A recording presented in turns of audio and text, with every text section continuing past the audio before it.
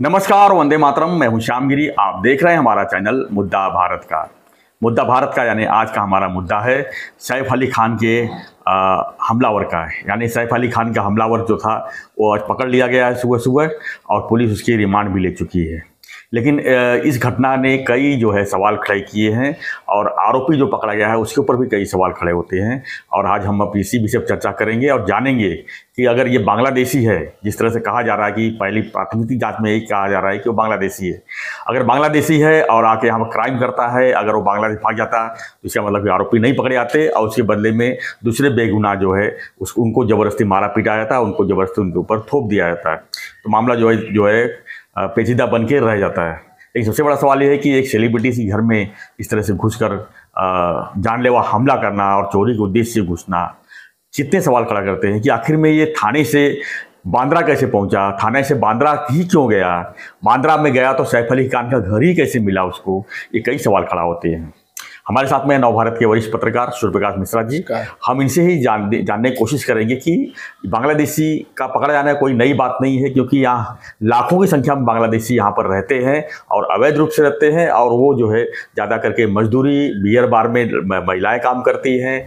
ये भी वेटर का काम करता था। इसका नाम है मोहम्मद शरीफुल इस्लाम शहजाद, जो 30 साल का है, और 6 महीना पहले ही ये जो है मुंबई में आया था। और यहाँ पर लेबर जो लोग रहते हैं थाने में घोड़बंदर रोड पे, वहीं पर वो रहता था। और पुलिस को क्लू मिला और जो है लोकेशन ट्रेस से जो है उसको पकड़ा गया है। इसके पहले कई लोगों की गिरफ्तारी हुई थी जो कि मैच नहीं हुआ और उनको छोड़ दिया गया। तो सवाल कई है। हम इससे मिश्रा जी से जानना चाहेंगे कि कितना गंभीर विषय था ये, और क्या 4 दिन में जो पुलिस जिस तरह से नई नई चीज़ें सामने आ रही थी, उसके बाद क्या यह विराम लग जाएगा, क्या अभी भी कुछ इसमें सवाल रह जाएंगे?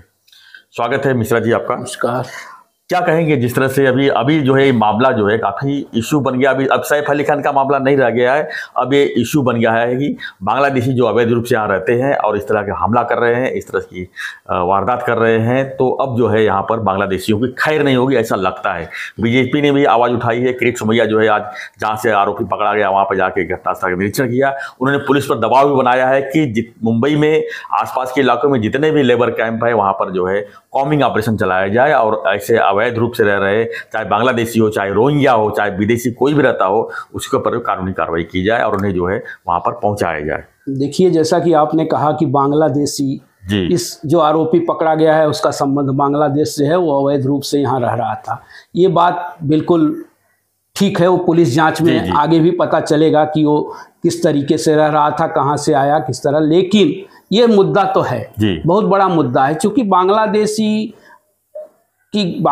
की जो घुसपैठ है ये आज नई नहीं है। मैं आपको पुराने इतिहास में ले जाना चाहता हूँ। एक 1971 से ये जब बांग्लादेश अलग हुआ, भारत पाकिस्तान और बांग्लादेश जो हुआ, जब मुजब्बिर रहमान और जिनकी बेटी खुद भारत में एक शरणार्थी की तरह रह रही हैं, अपने आप को बचा रही हैं। ये बांग्लादेश का मुद्दा देखिए, आपने अभी कहा कि अब इससे पहले जब सेलिब्रिटी, जैसे कहा आपने कि सेलिब्रिटी के घर में घुसकर इस तरह के कार्य को अंजाम देना, तो इससे तो ये साबित होता है कि देखिए, जब सेलिब्रिटी, इसके पहले भी देखिए एक विधायक की खुलेआम हत्या हुई, और उसके बाद इस तरह की बहुत सारे चलते रहते हैं। मतलब मुंबई पुलिस पर तो पूरा भरोसा है लोगों को। पुलिस ने तत्काल कार्रवाई की है, और पुलिस ने कई टीमें तैयार करके एक साथ कई मोर्चों पर संयुक्त रूप से काम किया। मुंबई पुलिस की जो कर्तव्यनिष्ठता है, जो क्षमता है, उस पर तो शंका की ही नहीं जा सकती।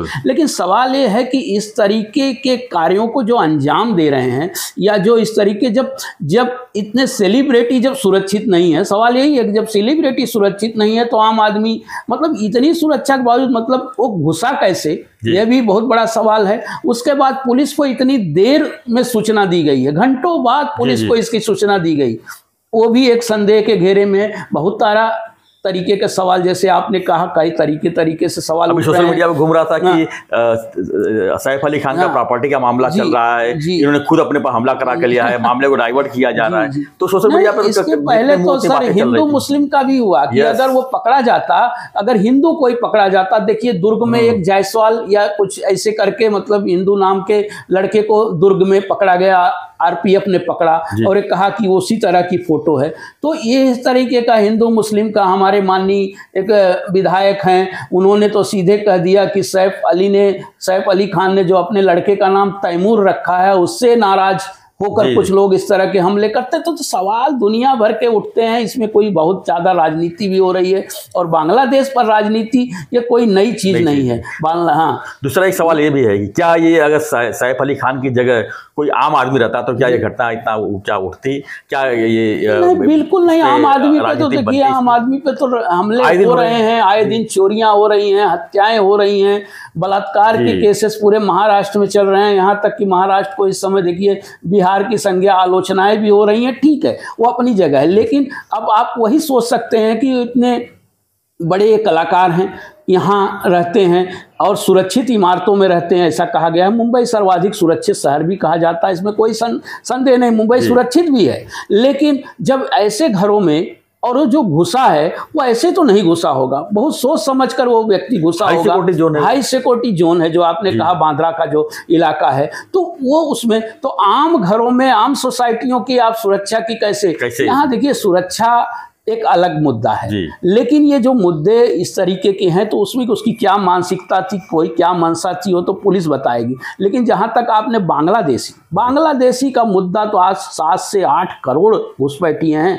पूरे देश में। 7 से 8 करोड़ बांग्लादेशी रह रहे हैं, और लोग जानते हैं, सत्ता भी जानती है, शासन भी जानता है कि ये बांग्लादेशी है, लेकिन कार्रवाई नहीं हो पा रही, क्योंकि किंचित उसमें ऐसी क्लिष्ट प्रक्रिया है। उनको लेने के बाद भेजने की भी उनकी प्रक्रिया ऐसी है ना कि आप बताइए, बंगाल, ये तो कहा जाता है कि ममता बनर्जी की जीत में सबसे बड़ा योगदान उन बांग्लादेशियों का है। जी, और उसमें कुछ सच्चाई भी दिखाई देती है कि वहां से वो डायरेक्ट आए हैं, उनके बने हुए हैं, आसाम है, बंगाल है, ये जो राज्य है ना, तो वहाँ पे उनकी संख्या निस्संदेह बढ़ गई है, और वो नुकसानदेह ही है। ये एक राजनीतिक मुद्दा है, लेकिन उसके साथ साथ सरकार को भी उस तरीके से, उतनी सख्ती से उनको निपटना चाहिए।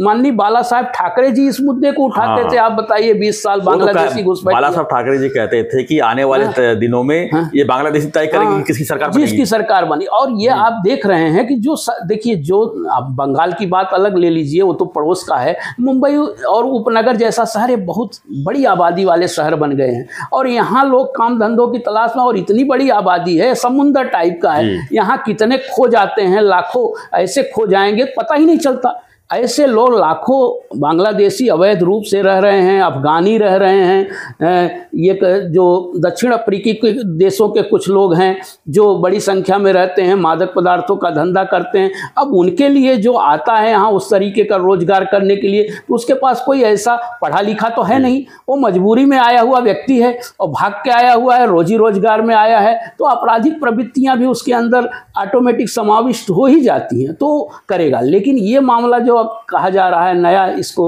एक तरीके का दिशा दी जा रही है कि भाई ये बांग्लादेशी है, तो बांग्लादेशी है, निसंदेह होगा भी बांग्लादेशी। लेकिन सबसे बड़ी बात यह है कि इतनी उसकी मतलब उसके दिमाग में आया, उसने वहाँ देखिए, आप देखें हैं तो कहीं कहीं उसने नकाब पोश भी पड़ा है, जगह जगह कपड़े बदल रहा है, तो पकड़ने में 4 दिन लग गए, और पकड़ने में, और जबकि मुंबई पुलिस ने मतलब 30-40 टीमों का गठन किया है, ऐसा नहीं है। हाँ, 350 लोग, 350 अधिकारी और कर्मचारी से लेके पुलिसकर्मी, 350 लोग इसी में लगे रहे।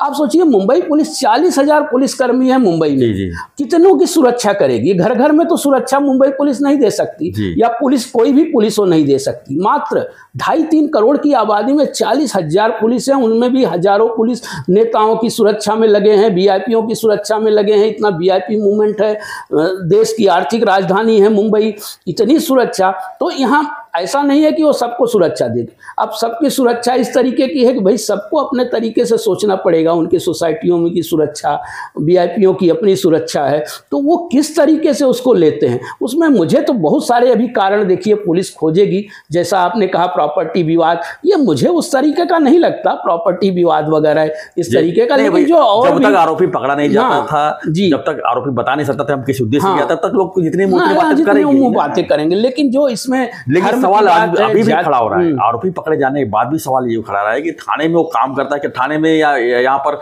चोरी करने के लिए उसको घर नहीं मिला यहाँ पर जी, वो बांद्रा ही गया। जी बांद्रा में गया था सैफ अली खान के घर। तो ये ऐसे आरोपियों के पीछे कौन है? हाँ, मतलब ये उसका पता लगाना चाहिए कि ये उसकी मानसिकता, जब तक हमें नहीं पता चलेगा कि इसके यहाँ पर कौन रहता है, क्या है मास्टरमाइंड, हाँ, जैसे कहा जा सकता है। दूसरी बात सुरक्षा का सवाल ये है कि वहां पर 24 घंटा सुरक्षित रहते हैं, उसके बाद भी ये वही घर क्यों चुना? निस्संदेह मास्टरमाइंड। इसके बाद की पुलिस को जवाब निकालना पड़ेगा कि ये आरोपी जो है यहाँ पर लेबर, अब वो 6 महीना पहले वो अगर आया हुआ है तो उसको कैसे मालूम कि बांद्रा कहाँ है और वहां पर सैफ अली खान का घर? चलो ठीक है, वो कह रहा है कि हमें नहीं मालूम था कि सैफ अली खान का घर है, लेकिन इतने दूर में उसको वही घर कैसे मिल गया?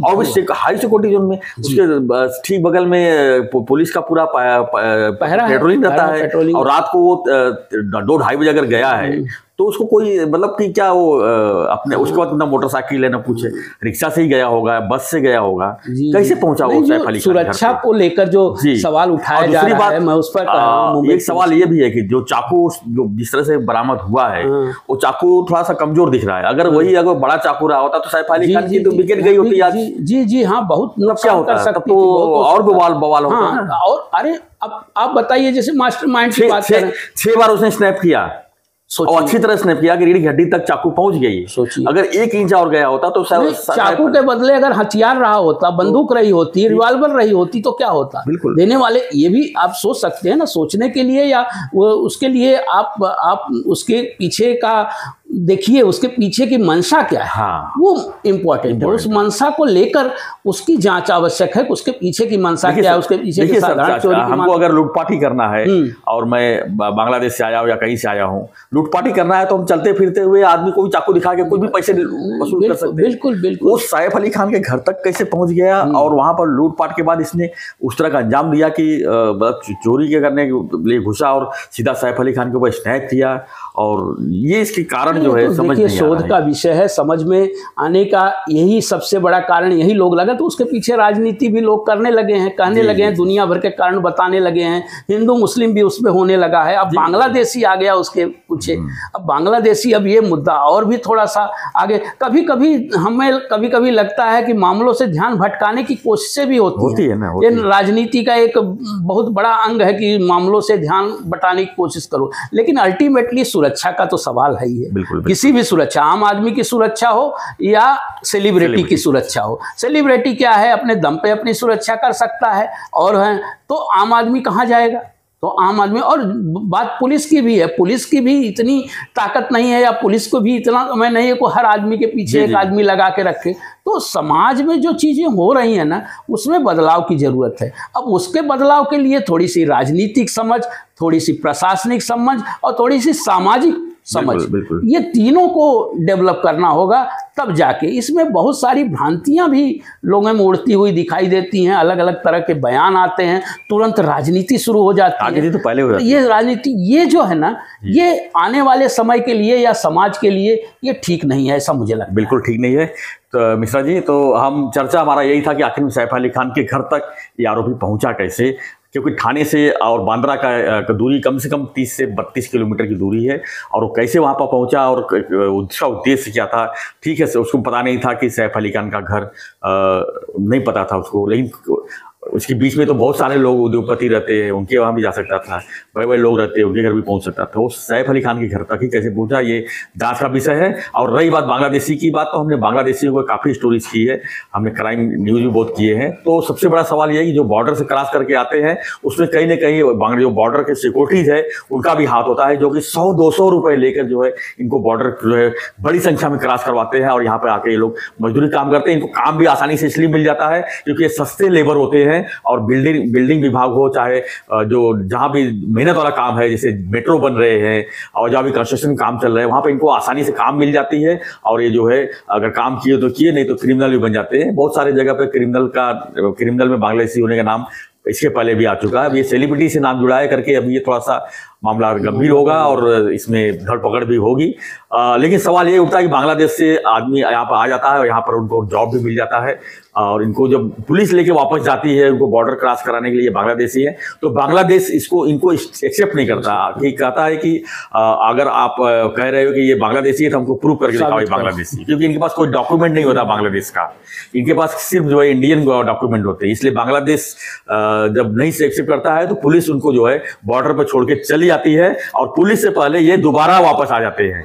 ये जो बांग्लादेशी जो मजदूर हैं पुलिस से पहले यहाँ पहुंच जाते हैं, और कई बार तो ऐसा होता है कि कई बार ये गिरफ्तार होकर बॉर्डर पर छोड़े जाते हैं। तो सवाल ये होता है कि सिस्टम पहले सुधारा जाए, उसके बाद हम जो है हो हल्ला करें, क्योंकि ये क्राइम है, क्राइम तो होते रहता है, लेकिन क्राइम डिटेक्ट होना भी बड़ी बात है। पुलिस ने फिलहाल हमको सल्यूट करते हैं कि 4 दिन मेहनत से उन्होंने जो है सही आरोपी को पकड़ा है। अब इसकी सही जानकारी सामने आए, ये लोगों की इच्छा है। आपकी क्या प्रतिक्रिया है इस पर कमेंट बॉक्स में लिखिए, और बने रहिए हमारे साथ, देखते रहिए हमारा चैनल मुद्दा भारत का। चैनल को लाइक, शेयर और सब्सक्राइब जरूर करिए। धन्यवाद मिश्रा जी, धन्यवाद, जय हिंद।